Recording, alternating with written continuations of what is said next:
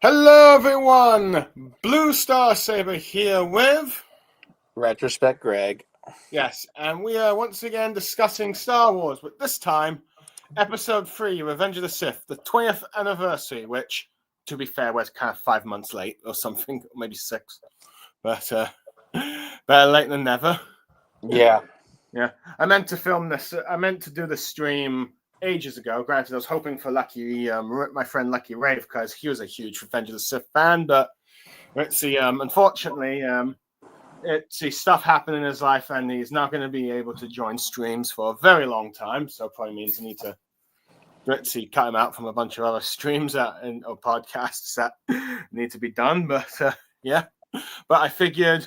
Let's see. I talked with Greg before on the 25th anniversary of The Phantom Menace.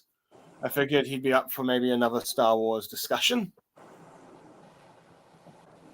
But yeah, let's see. Revenge of the Sith. For a time, this was basically, for many people, this was supposed to be the final Star Wars movie. Yep. Yeah, it was. I kind of wish we lived in a world where it was the last Star Wars film.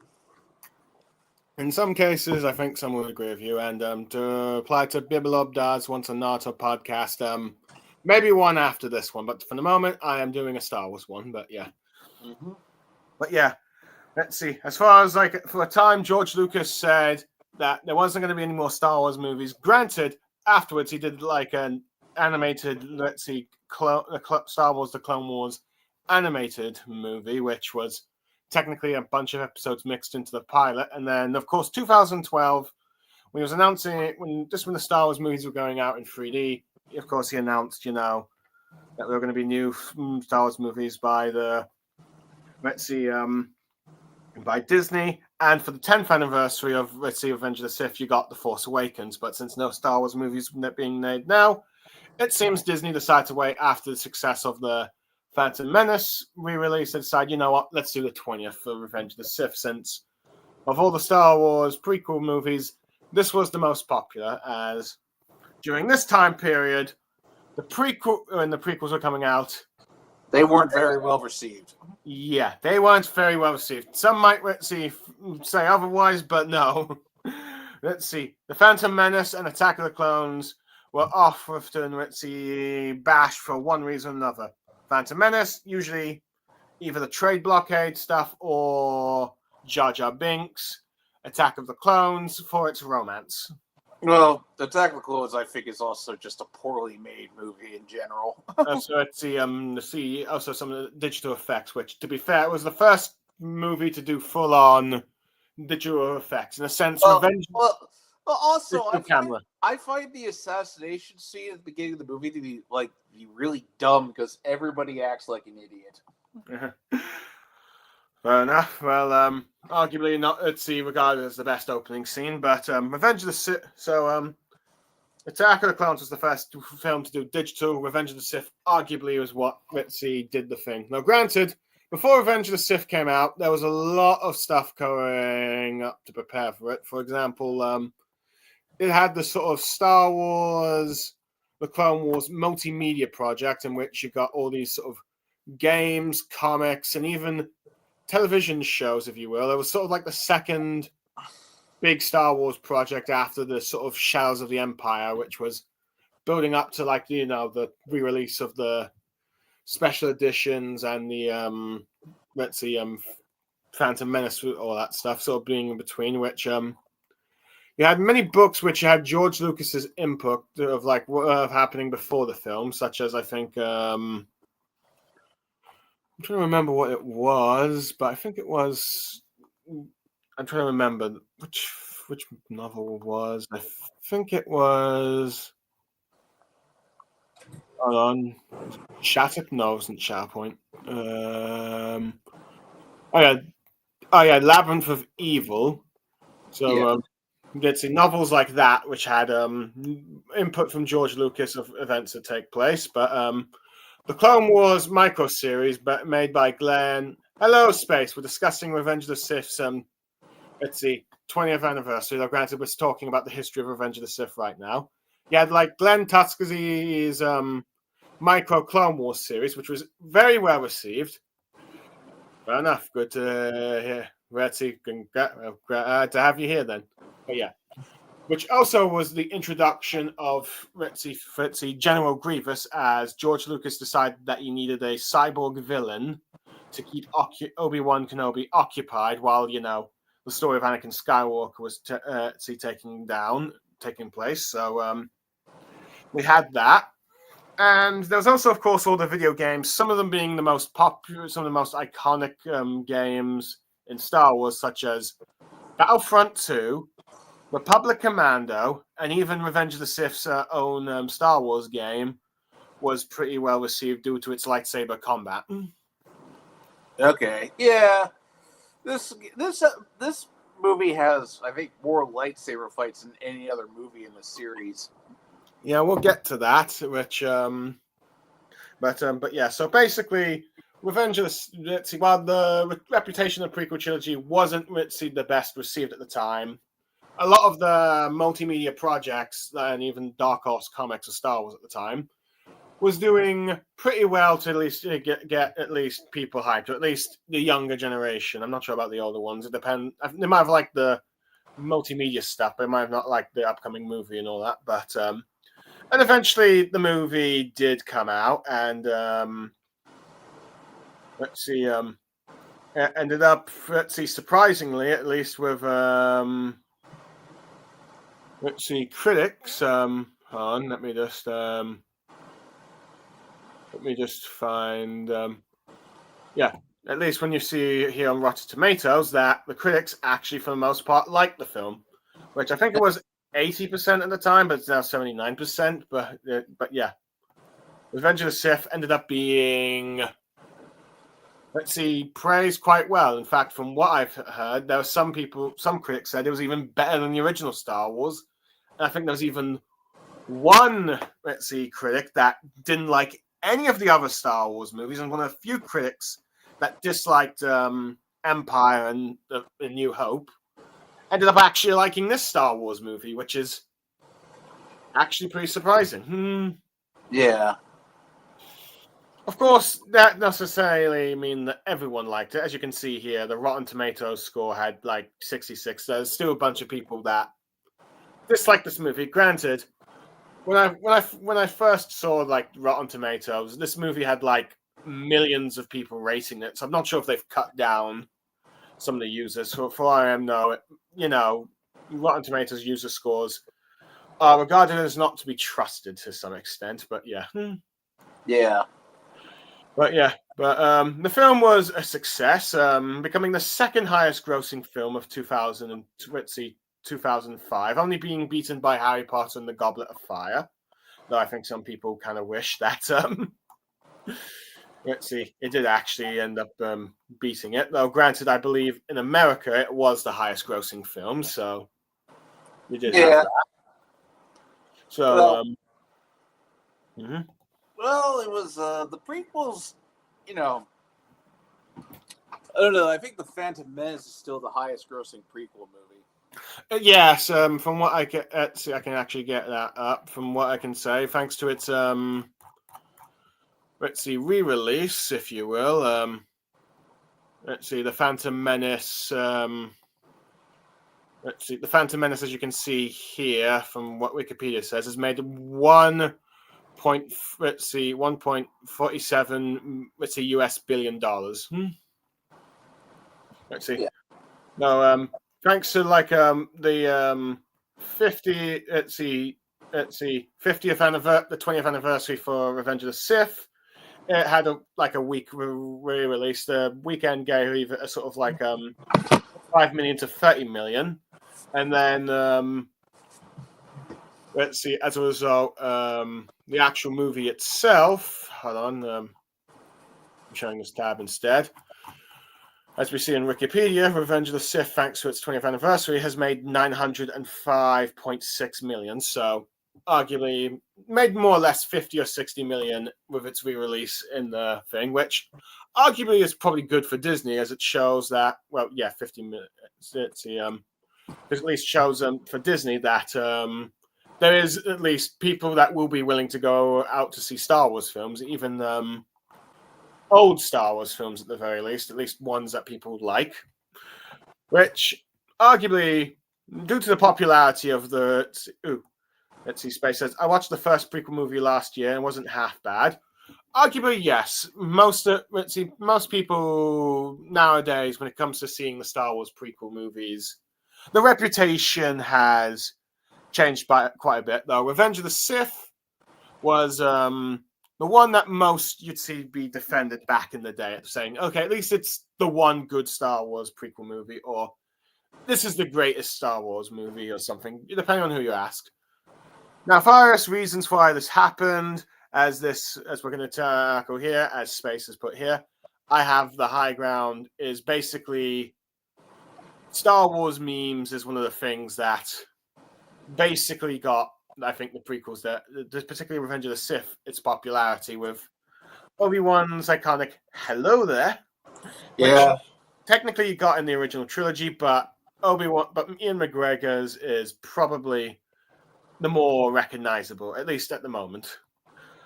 And also, of course, let's see, Palpatine's unlimited power, or you basically, at the very least, at the time of this film, Revenge of the Sith.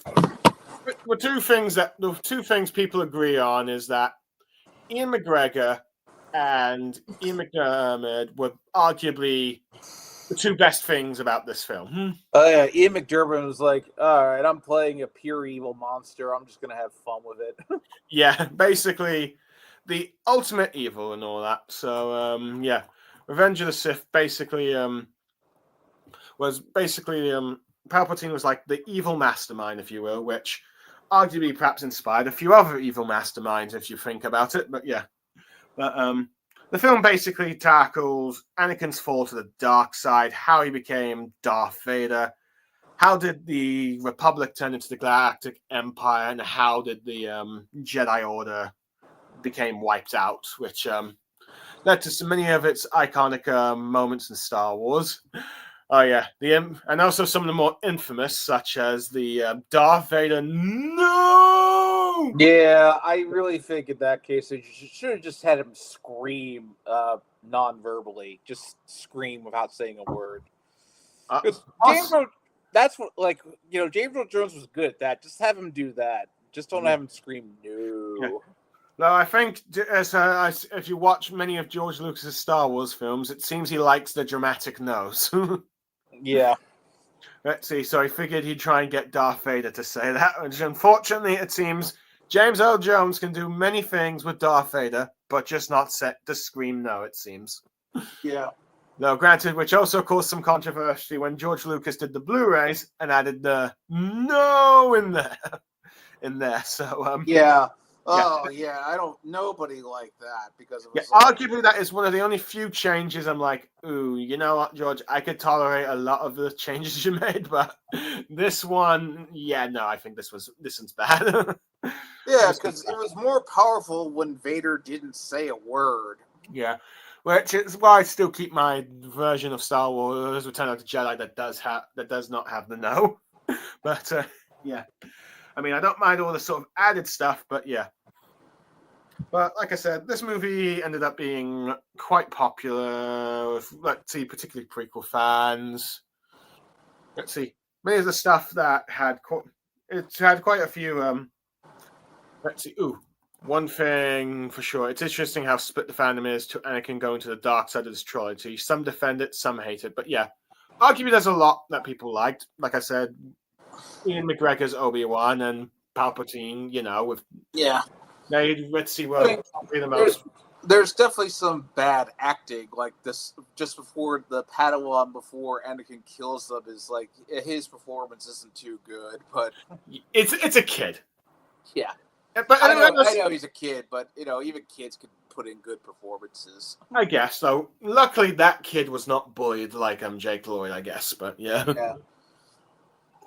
And then, well, that's the thing. That's the scene that a lot of people are like, wow, you really redeemed this guy after he did that? And it was like, yeah, Lucas might have gone a little too far.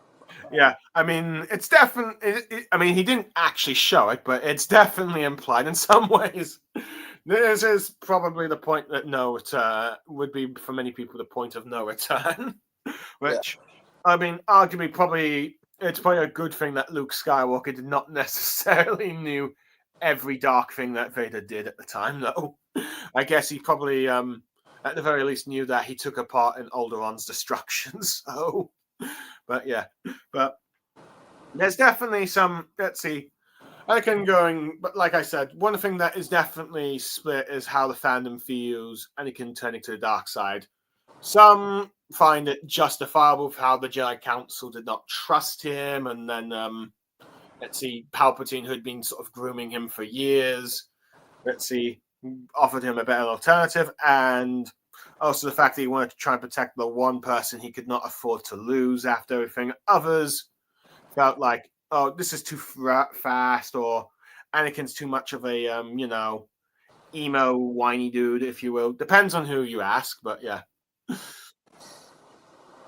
Oh, interesting. There's stuff like that. There's also, if I recall, some, of course, do not like Anakin and Padme's romance dialogue and all that stuff. It's because I'm so in love with you, which probably not as infamous as the I don't like sand, but still probably for some people it's like, nah, this still doesn't work. Yeah. Well, I think a lot of people also have problems with Padme's dialogue when she meets Anakin near the end of the film, which is like, "You're breaking my heart." And it was like, yeah, that's probably the best she could do in that situation, because if Lucas is writing, it's like you gotta take the good with the bad. Yeah, Anakin. Fair enough. As Space says, Anakin in this film is like Sasuke in the eyes of the fandom in some ways. That is probably the case, though. I would say I don't necessarily mind Sasuke's and Padme's relationship like I would Sakura. You mean Anakin and Padme's relationship? Sorry, what? You said Sasuke and Padme. Sorry, my bad. I don't mind, I guess, Anakin and Padme's relationship compared to like Sasuke and Sakura's, mostly because I know it's a relationship that is doomed to fail. Well, I think the biggest problem with this is Sasuke just has this it's like with Anakin, it's like, after he kills the sand people, and when he tells her he did that, it's like, if I was Padme, I would not want to be near him after he said that. Yeah. I would probably say, in Padme's defense, everything she's heard about the Tusken Raiders is not exactly pleasant. But yeah. But so I think that is probably the one thing with that. But yeah. But yeah. Revenge of the Sith, definitely. There's also other stuff that was praised with the film. I'll be right back. I gotta go to the bathroom real quick. Okay, sure, no problem. Let's see. I'm just gonna quickly just ramble on. Other things that were praised with Revenge of the Sith was arguably start off like Order 66, in which you got to see the clones gun down the Jedi and see how they got wiped out, which to this day, with definitely modern Disney Star Wars, you see a lot of like the games, TV shows explore Order 66 a lot more, such as the Clone Wars, revealing that the clone troopers who did Order 66 had microchips to make sure that they would absolutely carry out this order and execute them. Let's see. You would also see like whenever you wanted to see extra Jedi characters survive for like their TV shows, you would often see usually young Padawans end up escaping with their masters sacrificing their life. For example, in Star Wars Jedi Fallen Order and Star Wars Jedi Survivor, the main character, Cal Kestis, was a Padawan that survived Order 66 due to his master sacrificing himself to save his life. The same, of course, with in Star Wars Rebels, you get Kanan Jarrus, who was known as Caleb Dude during the time of the Clone Wars, whose own master ended up sacrificing her life to make sure that he would escape. So basically, you sort of like Order 66 from many different angles. Even like even Obi-Wan Kenobi had like, one of the Inquisitors' backstories being there at the Jedi Temple. Arguably, it was one of the most. I even seen some people on YouTube discuss how Order 66 was perhaps one of the most, greatest moments in Star Wars because of the fact that it was one of those big game-changing impacts in terms of in Star Wars. Yeah, I just wish they developed like those. Jedi characters a bit more. Yeah. I suppose that is the one criticism that you do see with that film, at least the Jedi. Some people are like, I don't really care necessarily for these Jedi's. Granted, I will say a lot of the spin-off material does give you a lot more to take interest in, particularly the Clone Wars. Star Wars: The Clone Wars has a few episodes focused on some of those Jedi's, but arguably the focus, of course, was on focus on, like, Anakin Skywalker, which arguably should be the case because you're seeing his fall to the dark side. Yeah. General Grievous, I think, was a mixed bag for some people because if you saw his Clone Wars micro series one, he was a bit of a ruthless cyborg that could hunt down any Jedi, but here he's a bit more portrayed as a coward. And this is arguably, I think, because at the time when Revenge of the Sith was into production, the Clone Wars was also doing it. Micro series was doing its thing. It was originally going to have a different antagonist for its first season, but George had Grievous introduced to get people hyped. But granted, he had not yet decided on the character, and he decided that Grievous would be a bit more of a coward, while in the Clone Wars he was a bit more of a ruthless Jedi killer. So I think that was also sort of thing that was criticized, but yeah. But let's see, one thing I will say is, one interesting criticism is actually something that's a bit more political in terms of, like, the landscape at the time. Yeah, it was Lucas kind of wrote it based on the Bush administration, who was in office at the time, but it's only gotten more relevant as time has passed. Yeah, let's see. Now, granted, George Lucas says that his Star Wars films are all based on the Vietnam War, which arguably he did say when he did defend the accusations of criticizing the Iraq War and George Bush. He said, no, I'm talking about Vietnam, but he says, like, I think Palpatine was basically supposed to be Nixon. Oh, yeah, he literally said, he literally thinks Palpatine is Nixon. But yeah. But everyone was saying, but he was basically saying that he will admit the Iraq War and what we're doing in Iraq and what we did in Vietnam seems very, very, very similar, if you will. But granted, but the line, if you're not with me, you're my enemy, was, many people said, like, okay, this is George Bush's, you are either with us or you are with the terrorists. Yeah. Because arguably, and all that stuff, and not to mention one of the sort of iconic Star Wars lines of this movie came from Padme, is when she talks about, so this is how liberty dies, with thunderous applause. Yeah.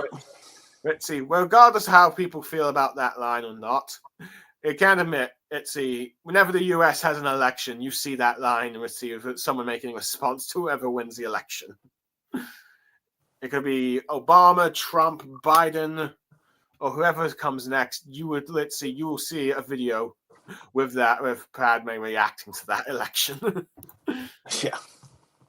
Let's see.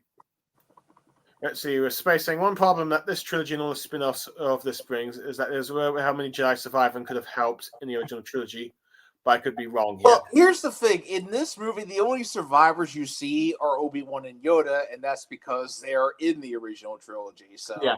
And arguably, those are the only ones George Lucas focused. Granted, there was a little comment of Obi-Wan and Yoda going back to the Jedi Temple to do a warning beacon for any Jedi survivors to stay away. Granted, because at the time, you did have the expanded universe that had all these different, like, Jedi survivors. Granted, the Star Wars lore tries to make it established that only like 100 or 200 at best survived Order 66 and went into hiding, if you will. But most of them ended up being hunted down by Darth Vader or Dark Side Assassin. Yeah, I remember The Force Unleashed, the video game, actually opens with Darth Vader doing that, like he was hunting down a Jedi who escaped. Yeah, so that is one example. So But yeah, this is also continued with like Disney's continuity with characters like Caleb Dew or Kanan Jarrus, like I mentioned earlier, with Star Wars Rebels. Let's see, Ahsoka Tano, Anakin's own apprentice. That's mostly from Dave Filoni, the Clone Wars. And also, you've got Cal Kestis from like the Star Wars Jedi series from EA, the only Star Wars game people actually liked from EA because of what they did with Battlefront. But yeah. So arguably because, let's see, Star Wars like wanted to make some spin-off material, and also they had spin-off material before. They did have that, line,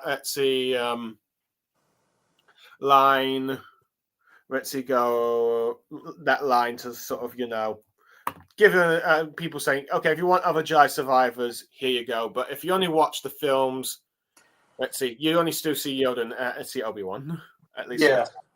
Oh, yeah. I think, well, I don't know. They both have their own. I mean, there's good and bad to both of those, I'd say. Oh, yeah, did see you. This is response to Space's question here. Do you guys prefer Legends spin-off of this film or the Disney era spin-offs?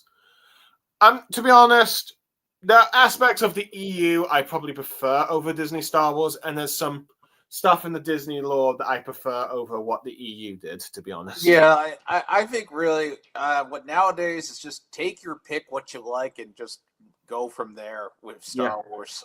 Yeah. I mean, on one hand, I do like, that fact that in the EU Legends, you got like Han and Leia had like twins and then another son, Anakin Solo. Luke succeeded at starting a new Jedi Order. Yeah, and Luke succeeding and having like a son, Ben Skywalker. Yeah. Although the only thing, I mean, it's not that he didn't have his ups and downs with that Jedi Order, but yeah, but I will say the expanded universe does get somewhat ridiculous and depressing at times. Yeah. Here's the thing: the expanded universe, it was easier to just ignore if you didn't really want to. If you wanted to believe that everything ended with Return of the Jedi, yeah, you were perfectly allowed to do that because it was like expanded universe was just there because it was like, okay, well, if you want more Star Wars, just go read the books. Yeah, or play the video games, or even some of the comics. Yeah. Let's see. Disney, on one hand, I will say there has been some very good stuff that they have done, particularly Rogue One, Star Wars Andor. And I would even say Rebels is a decent show and all that, animated show.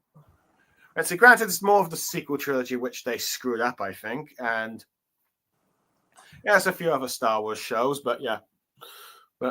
But yeah, Revenge of the Sith, let's see.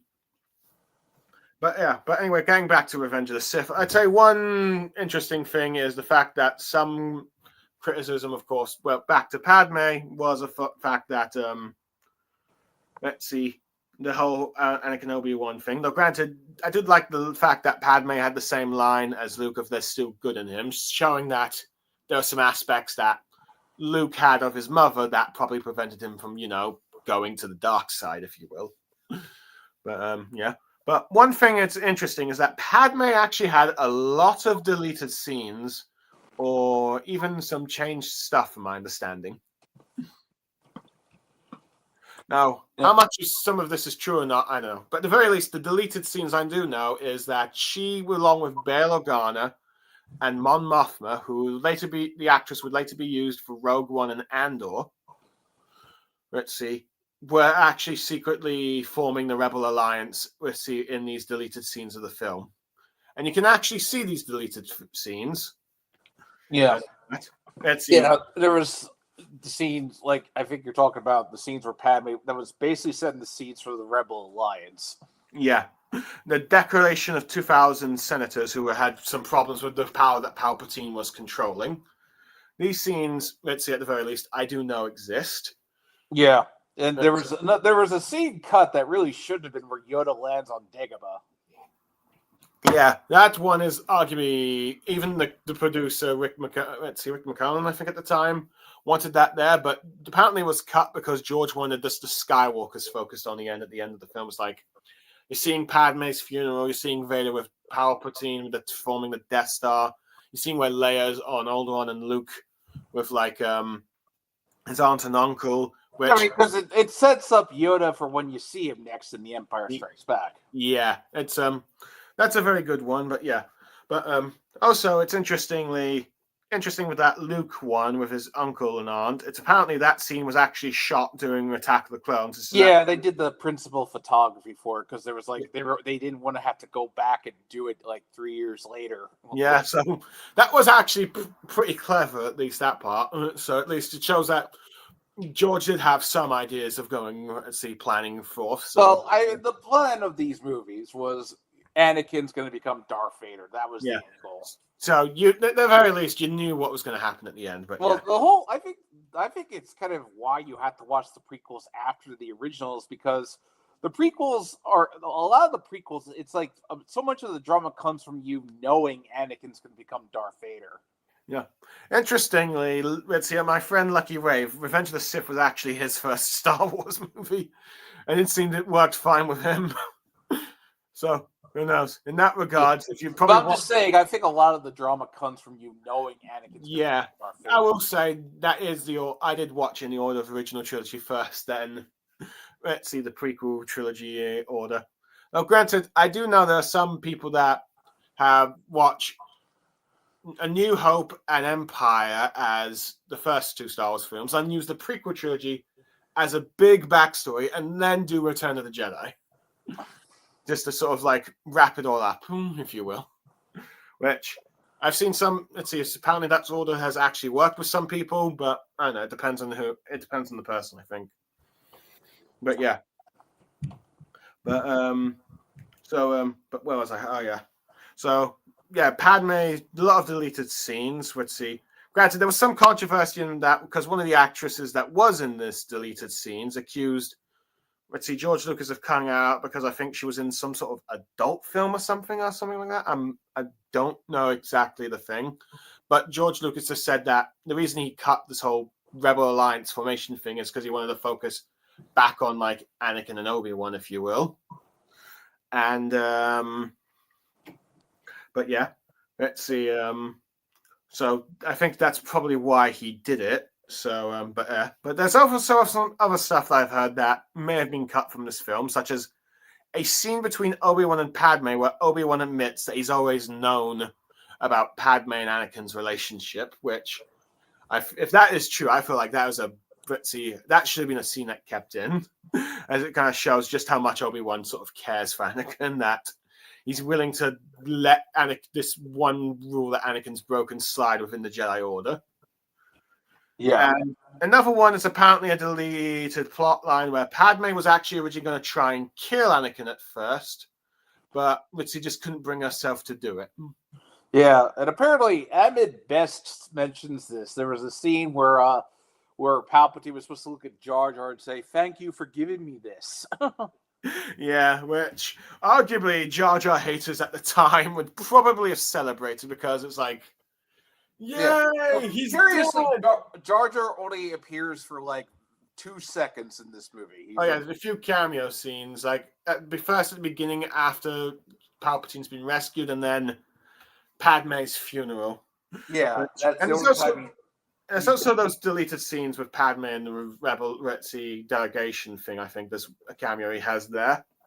Yeah, so, Lucas clearly took the idea that nobody liked Jar Jar and was like, okay, yeah, he's not going to be in this much. Yeah, so it seems like that criticism did eventually get to like, okay, reduce. Granted, nowadays, most people are like, you know what, Jar Jar's not too bad, or at least, you know what, I would have liked that Darth Jar Jar theory to be true. Oh, yeah.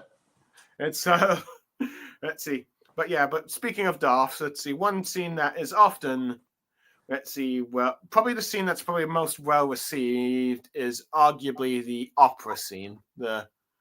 You ever heard of the tragedy of Darth Plagueis the Rock? Yeah, although if I'm Anakin, I'm probably asking myself, how do you know all this? Yeah, let's see. Arguably, that is probably what he probably thinks. But I think, given the fact that Palpatine had spent 2 films grooming Anakin, I can see how Anakin might be persuaded by this. So, but yeah, it is interesting because Plagueis was because this was such a regarded scene, well directed and all that stuff. But see, bit of lore, that many people thought when the sequel trilogy was coming out that Snoke was going to be Darth Plagueis. Yeah. Well, there was also, I don't know if you mentioned this, but it was like there was a lead scene where Palpatine was supposed to basically imply Palpatine created Anakin. Oh, yeah. So basically making the Palpatine, let's see, Anakin's father, if you will. Yeah, and I think some of the Disney comics actually made that canon or something. I think they implied it, but then, of course, Rise of Skywalker came out, and then they, changed that. It's like, no. So, goes to show you there's sort of continuity issues, but interesting enough. Let's see, George Lucas eventually decided not to do this because he figured, you know what, this would be too similar to, the Empire Strikes Back plot twist. It's like, this film doesn't really need that. So, that was cut, which also, ironically enough, this also gets to two other characters that were cut from this film. One was that Han Solo was supposed to be a kid that was being raised by Chewbacca on Kashyyyk. Yeah, but Lucas kind of realized that didn't make sense. Yeah, so he cut that, and Boba Fett, who had his father killed in the last film, Attack of the Clones, was going to have some involvement in Mace Windu's death. Yeah, but he kind of realized Boba Fett was probably too young to realistically pose a threat to Mace Windu. Yeah, and instead that was done for Star Wars: The Clone Wars, three-part episode, three-part finale, if you will. Yeah, there was technically two Clone Wars cartoons. There was the traditional 2D one that came out in between episodes 2 and 3, and then there's the CGI one that came out after episode 3. Yeah. So, which does a very good job of the Clone Wars ones being more a good job of tying into the Revenge of the Sith, particularly its last storyline, when you see events taking place and mashing out with that arc. Yeah. But yeah, so you did quite a lot of deleted scenes with Revenge of the Sith. I think even people talk about there's a 4-hour cut of Revenge of the Sith, which I don't think that's really the case, but. Let's see, but maybe with some of the deleted scenes with the Padme stuff, maybe 3 hours, but who knows? Yeah, let's see. And also, there's one Jedi character called Shakti that had multiple deaths in this film. Yeah, and then it turns out they decided she didn't die, but she does die in the Force Unleashed video game, even though that's not canon anymore. Yeah, that one was going to be regarded as the then Legend's permanent death, but the Clone Wars implies that the Anakin stabbing her from behind is the one that was deleted from the scene. Yeah. It's also there's also a scene where Grievous killed her at the beginning. Oh, yeah. That was the other one. There's also, of course, a Jedi clone troopers trying to dress up as Jedi, which was also deleted, but interesting enough, that was kept in the Lego Star Wars game. Was also, let's see, it also came out during this time. So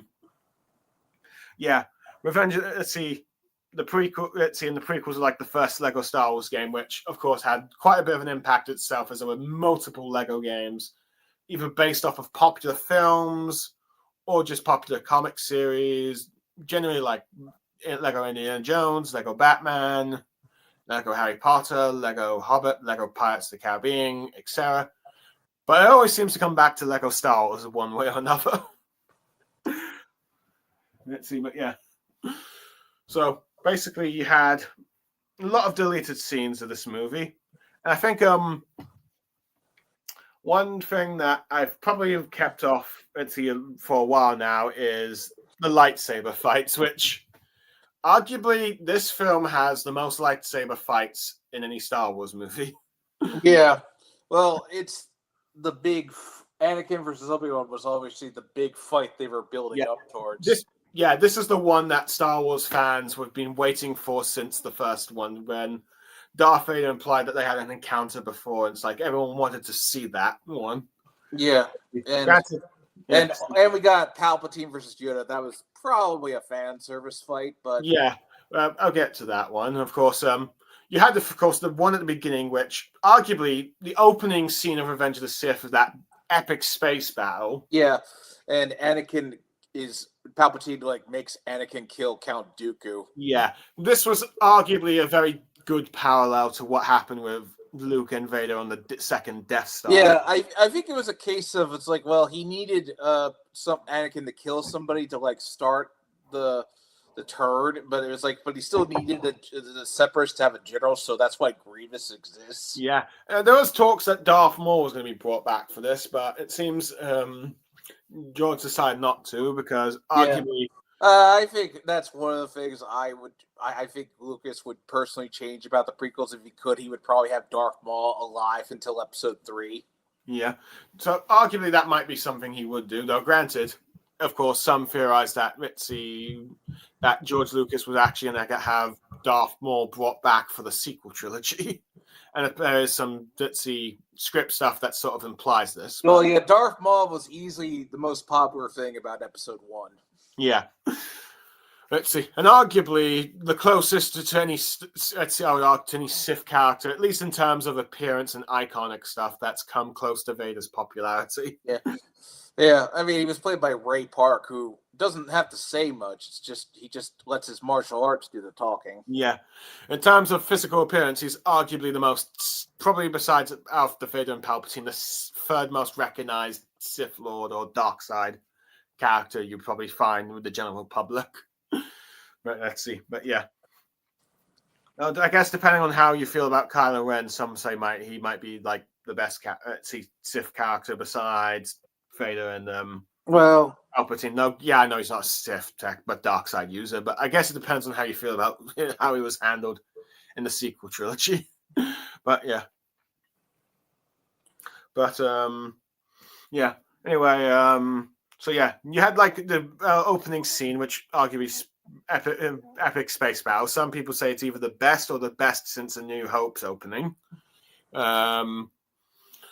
Then, of course, we'll mostly talk about the Obi-Wan Anakin versus Dooku duel. Then, of course, you had the Obi-Wan versus Grievous, which it's more of just a chase scene, really, and it ends up being more of a fist fight. And Obi-Wan, ironically enough, using a blaster, which he always used to go so uncivilized. Yeah. Let's see. So there's a bit of irony there. Let's see. Granted, depends on. Let's see. Most people just. Let's see. Depends on how you feel as Grievous as a character. And then, of course, this one is a bit more infamous. Was Palpatine versus Mace Windu? Oh yeah, a lot of people told me at the time that they didn't think Palpatine should use a lightsaber because he just masters the Force, and that's. Oh yeah. I mean, his whole thing is more shooting lightning than lightsaber fighting. Yeah, which as a result, and maybe because the fact also, let's see, Lucas did not really prepare Ian McDiarmid, in advance with this thing. It's like, I think 2 or 3 weeks is like, oh, you're going to have a lightsaber tool. Well, there are times where it's obvious it's a stunt double and not Ian McDiarmid. Yeah. Arguably, it's one of the few times I'd say the digital effects may not have been the best. Yeah. But I will say I do like the sort of shock value of like Palpatine just mowing down Jedi quickly minus Mace Windu. Yeah. A lot of those characters, like if you followed them from like any of the expanded universe, like wow, those are pretty anticlimactic deaths for those guys. But yeah, but then again, you would expect the Dark Lord of the Sith to wipe out random Jedi. Well, I think Samuel L. Jackson, I remember one of his conditions to Lucas was like, he was like, I'm only going to do this film if you give Mace Windu a dying moment of glory. Which, arguably, depending on how you feel, something like that's not the case, though. He did play a pivotal role in Anakin's fall to the dark side, sort of mirroring also again what happened with Return of the Jedi. Well, I think Samuel L. Jackson, before they started making Episode 3, he said, "Yeah, I know I'm gonna die in the next one, but I know I have to die, but I'm only gonna do it if I get a good death." So yeah, arguably for him, this was arguably a good death, though. Yeah. Nowadays, you see him wanting to bring back Mace Windu, which I'm not sure if that would really work. I wouldn't mind if they just did a prequel movie with Mace Windu, and at the very least, Samuel L. Jackson might be a little too old now. Yeah, look, if you're gonna bring him back, I'd say maybe do a clone, and since apparently they want to try and do, that stuff with Thrawn with Dave Filoni, maybe instead of using that Legends character, Mad Jedi clone Jay Kaboff or whatever his name is. do a mad clone of Mace Windu and have, Luke Skywalker, maybe Ahsoka in that, let's see, fight the mad clone at least. So, let's see, the only way to bring back in the current time was Force Ghost. Arguably, yes, which you kind of saw of Rise of Skywalker, so you had that film, but yeah. Yeah. Let's see, so you had that. And of course you had, the iconic Anakin and Obi-Wan, but we'll get to the one you mentioned, Yoda versus Palpatine. Arguably, you said this feels like the most fan service, because I think no one actually expected these two to ever fight. I think Star Wars fans have who would actually win in a fight between these two? I think people have imagined it, maybe guessed it, but in the film, it's more of a draw. It's just Yoda gets kind of screwed by the circumstances. Yeah, which I think is probably the best way to do it. But yeah, let's see. But also has some of Yoda's best lines here, I'd say. Let's see. Yeah. At an end, your rule is, and not short enough it was. Yeah. Well, yet so powerful you are.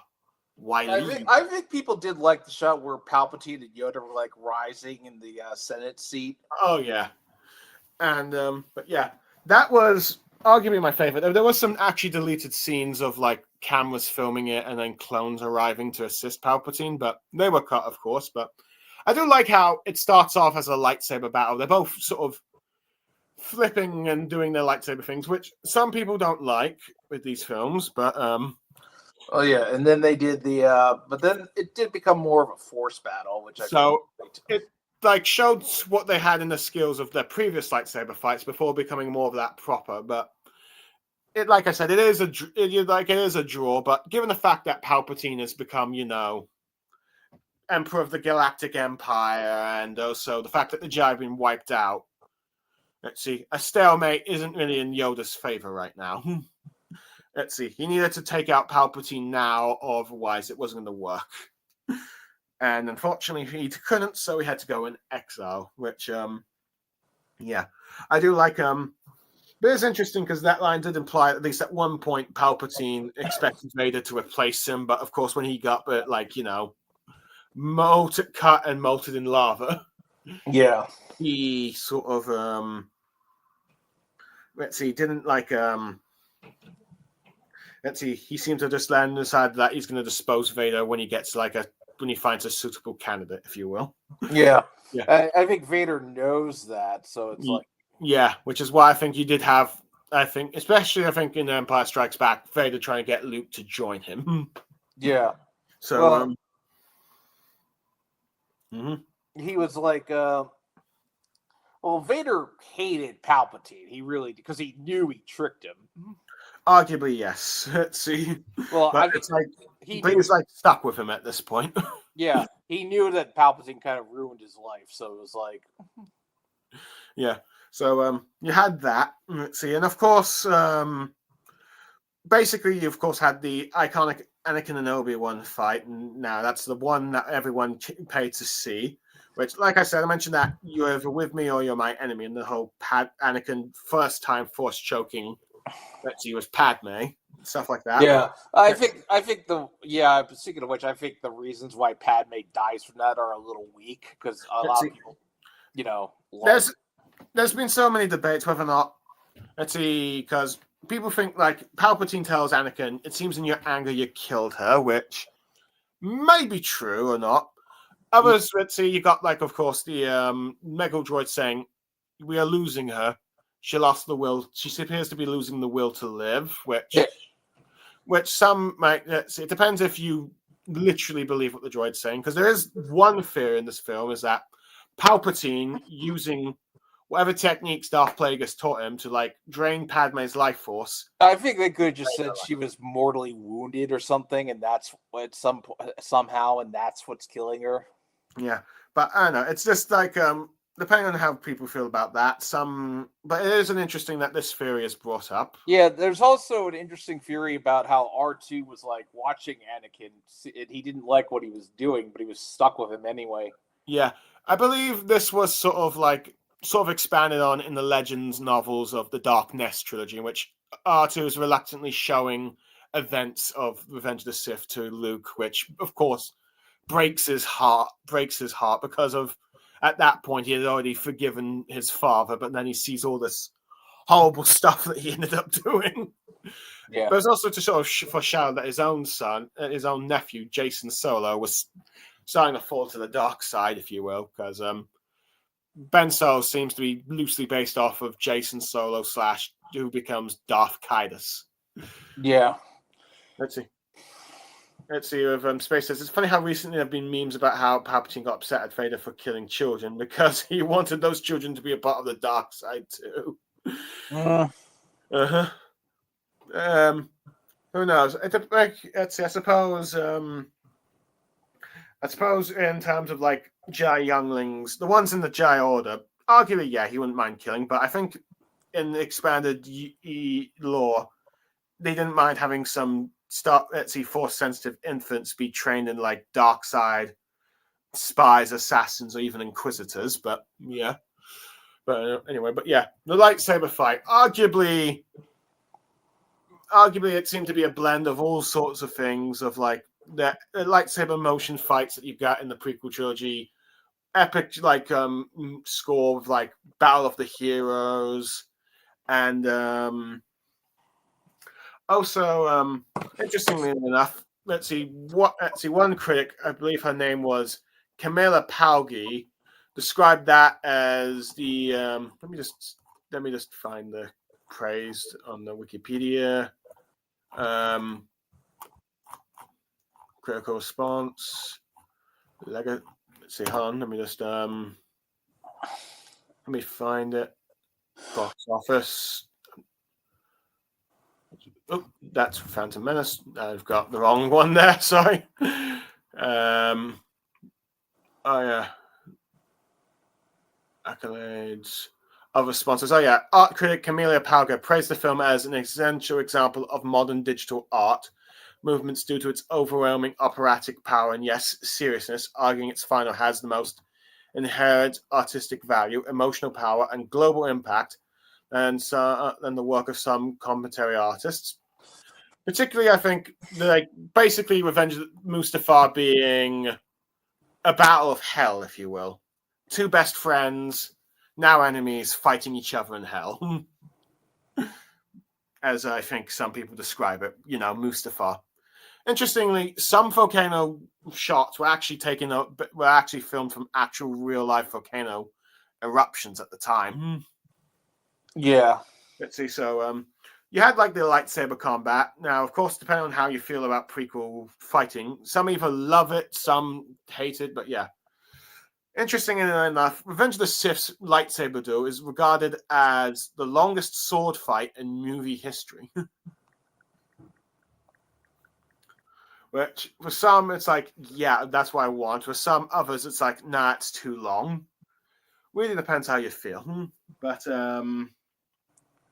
nevertheless, it did last quite a fair bit. With maybe the one infamous scene of I have the high ground, as I think let's see, Space sort of memed here, if you will, which some criticized due to the fact that, Darth Maul had the high ground in the Phantom Menace, but who knows?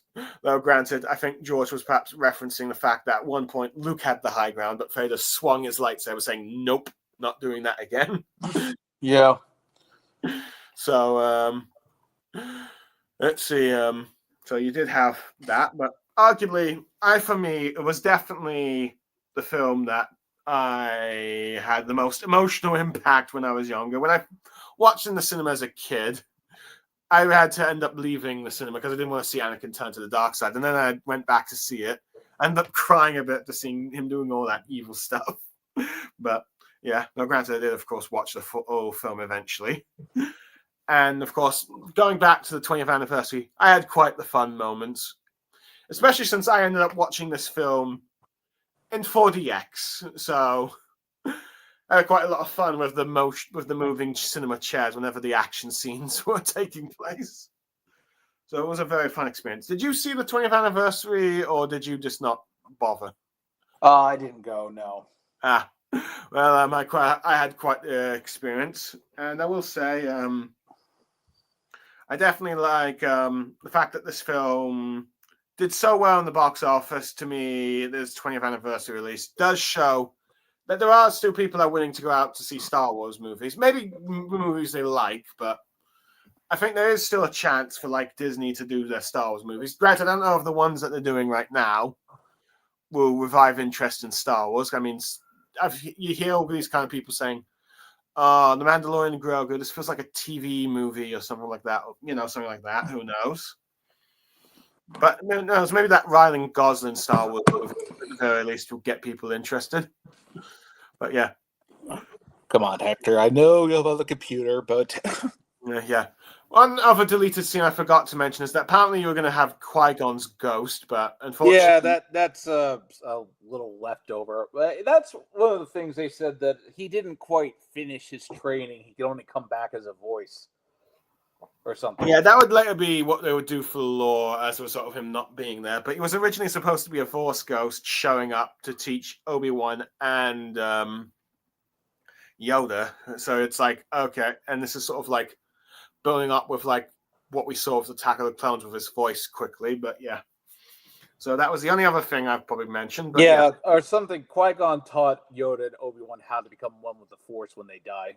Yeah, so basically, that is the one thing that we see with him.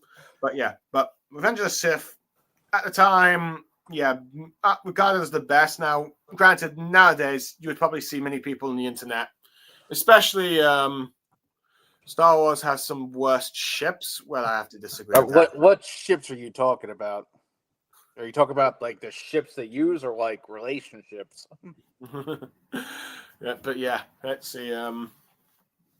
But yeah, because it's like with Star Wars, you have to tell the difference. I mean, arguably, shipping isn't really that much of a discussion in Star Wars. Maybe in the old EU Legends with like Darth Vader, like the children of Luke and Leia. Yeah, I mean, I think in the if the original trilogy was coming out today, Luke, Leia, and Han's Leia would be a big flame war.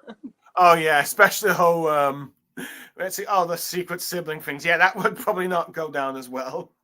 I mean, it's still one of the few things I would say is criticized of the original trilogy. But oh yeah, well, that's because Leia wasn't supposed to be Luke's sister. Yeah. Let's see, but that was because I think George was originally going to have more films, but then the Films Guild prevented him from having directors he wanted. Yes, that's why he kind of decided to stop with Return of the Jedi. Yeah. Well, also there was many reasons why he decided to stop with the third one. Also, his personal life was going through hell. Yeah, as well. And also, he was kind of worried because Mark Hamill had gotten that car accident, so he was worried something like that could mess up his plans. Yeah, that kind of proved to be very valid when you consider how Carrie Fisher's unexpected passing impacted the sequel trilogy. Yeah, that is unfortunately another factor as well. So, but Revenge of the Sith was over at the time. It was regarded as the last film at the time. You had those that loved it, particularly like young kids and young teens. Adults at the time, I think, were more mixed. Some would even say it's at least the most watchable Star Wars film, at least decent. Others, of course, hated it like the rest of the prequels for one reason or another. Well, Lucas called it Titanic in space. Yeah. Let's see. Which, to be fair, James Cameron's Titanic is like well, at the time, it was the highest-grossing film of all time. Some loved it, and of course, you get like people will sometimes rip on it, but yeah. Unless it was, I don't know actually if most of the Star Wars cast believed that. Yeah. Let's see. Space was like, wait, wasn't most of the original Star Wars cast thinking Luke was going to get together with her? Damn, that ages like milk. Arguably, if the George Lucas probably continued his original plans for his original sequel trilogy, you probably would have had Han Solo dying at some point because Harrison Ford wanted him to die. And you probably had someone else as Luke's twin sister. You probably would have had Leia as a love interest, which would have been interesting because then it's like Luke is basically the son of the man that destroyed her home, which might have done some for some very interesting drama if, they actually tackled it. But that's not the case. So, but yeah, Revenge of the Sith was over. Granted, you did have the Clone Wars, which arguably helped probably tie many people from the era to stay with like watching the prequels and enjoying them, especially getting excited with how Clone Wars would tie into Revenge of the Sith, because we knew Order 66 was happening. Let's see. But of course, and also at the time, Revenge of the Sith was perhaps the most politically controversial film at the time until, like, The Last Jedi came out. Yeah, well, I mean, it was very topical of what was going on in the country back then. So, yeah. Which, to be fair, arguably if George Lucas did the sequel trilogy, well, it probably would have been the same as the cases there, but who knows? I mean, who knows? I mean, I do think, if anything, I'd like to see Lucas's sequel trilogy as like a comic or something. Yeah, arguably a comic or maybe some sort of animated specials or something, but yeah. Yeah, just to see what it would have been like, because I am curious as to what it would have been like. Yeah, I mean, there was a comic of like his original first draft of Star Wars, so... Yeah. The Legend of the Wills people, Mace Windy. Yeah, let's see. So, but Revenge of the Sith, of course, it was the last film. Did pretty well in the box office. Was at least the film that most people defended with the prequels at the time before the Disney era came about.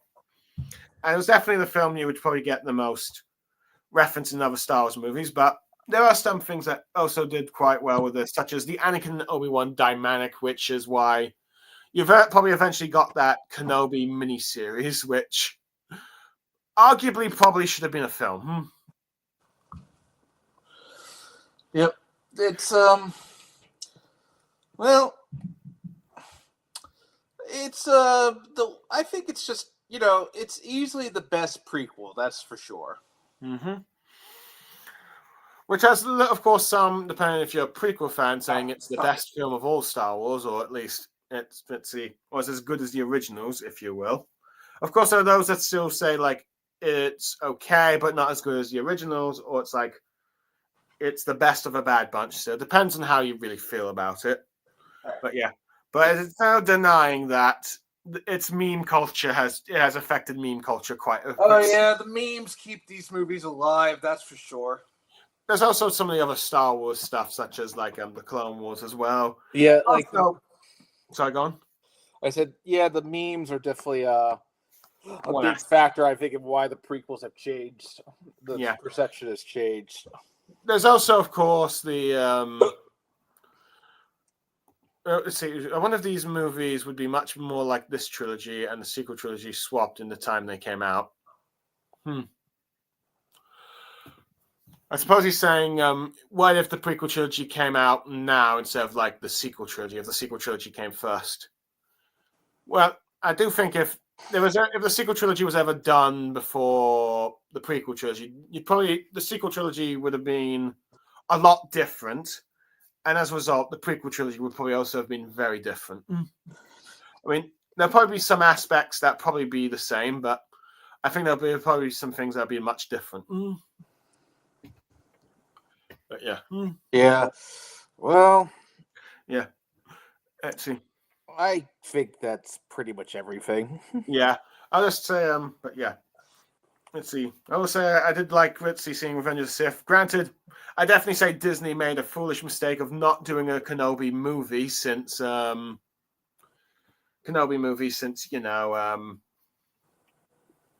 see. You could have probably bring back many of the people that were hyped for like Revenge of the Sith, but that is what it is, and it seems like he was referring to Baloo Daz was referring very low. It's very toxic.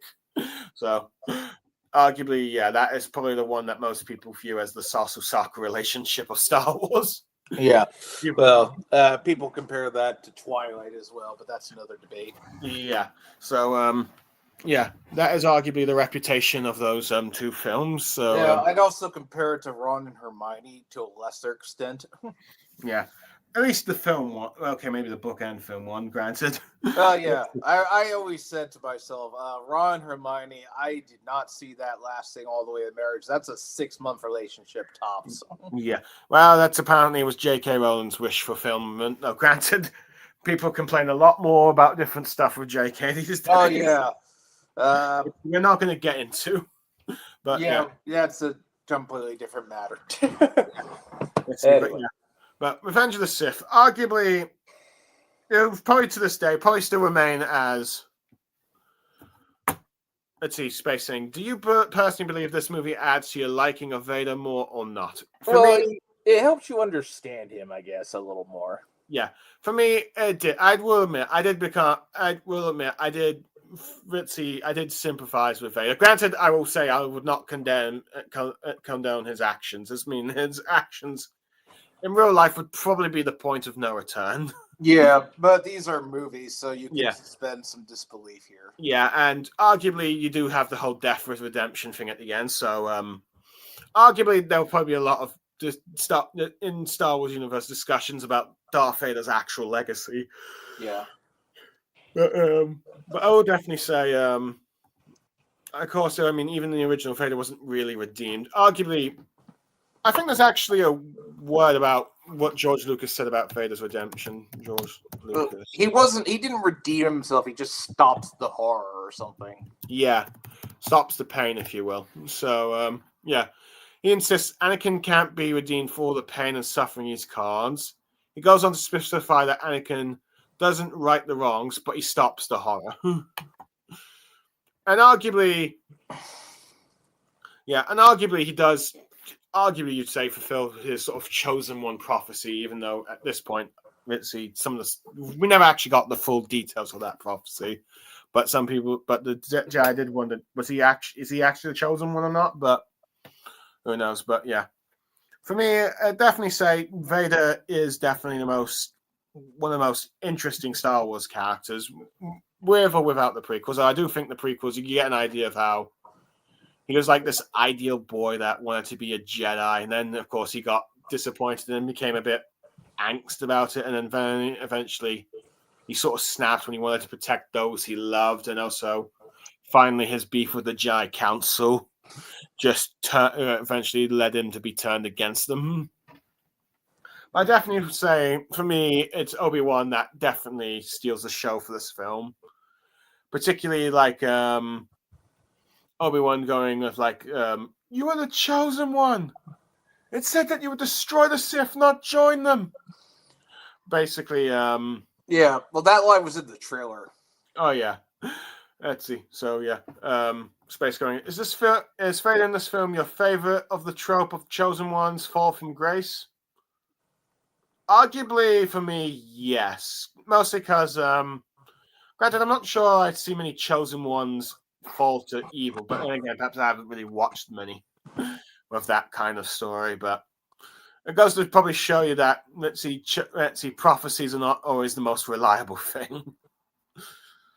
At the very least. Which I think it goes to show Luke's decision to like reject like what he's been told to do shows that it could actually work out in the end. Or like him redeeming his father. But yeah. Anything else you want to say about the film, Greg? No, I think I'm good. Yeah, arguably we've basically covered everything that people liked about the film, what people disliked, how people feel about the film now, which arguably it still seems to be one of the most popular re-releases that has happened in movies. So whether you like it or not, Revenge of the Sith does have a fan base, and it's still arguably the most popular of the prequel Star Wars movies. Let's see, arguably you probably will have those debates of, let's see, Revenge of the Sith or Empire being the best, though granted that's mostly between prequel and original trilogy fans. Well, granted you probably have, depending on the sequel fan, either The Last Jedi or The Force Awakens, but who knows? But yeah, Space has got here saying, I wonder how people would view Vader nowadays if these films didn't exist. Interesting thought. Yeah. Okay, well... If I had to guess, they'll probably still view him as one of the most iconic movie villains of all time, but they'll be probably wondering, like, how on earth did he become the monster if he was like a good if he gets redeemed in the end? I think there'll probably be questions like how did he fall to the dark side, and stuff like that. I think there'd be probably the fandom before the prequel trilogy came out. To be honest, guessing of how he turned to the dark side, who was Anakin's, who was Luke and Leia's mother, stuff like that. So, but yeah. Anyway, Greg, you wanted to wrap this up now, right? Yep. Well, it just thanks for listening. That's all I'll say. Yeah, I hope everyone who watches this stream enjoys what we had to say about this film. Granted, whether or not we cover other Star Wars anniversaries, because I do know this year you also had the 45th anniversary of Empire, though I might wait for the 50th for that one. Yeah, well, the 50th anniversary of New Hope is in 2 years, less than 2 years. Yeah, and arguably there's also the fact that this year is the 10th anniversary of The Force Awakens, though I'm not sure if I want to do that as its own thing or the sequel trilogy as a whole. It's kind of hard for you to believe that was already 10 years ago. Yeah, I mean, granted, it's still hard to believe that this movie's now 20 years old. Yeah.